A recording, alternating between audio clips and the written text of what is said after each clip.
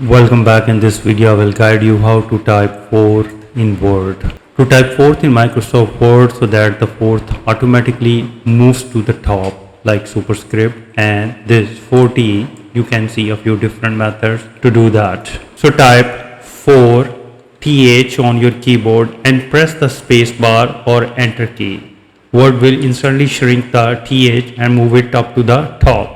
If your autocorrect method is turned off, you can use a quick keyboard shortcut. For this you need to type 4th and highlight just the th with your mouse and then press Ctrl Shift Plus key altogether.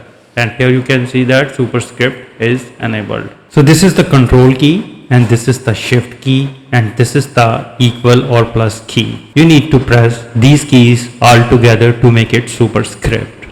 Another way is that you need to type 4th and highlight the th and look at the home tab at the top of the Word and click on this small arrow and click on the font tab, and here is the superscript. Click OK to proceed. This is the another way.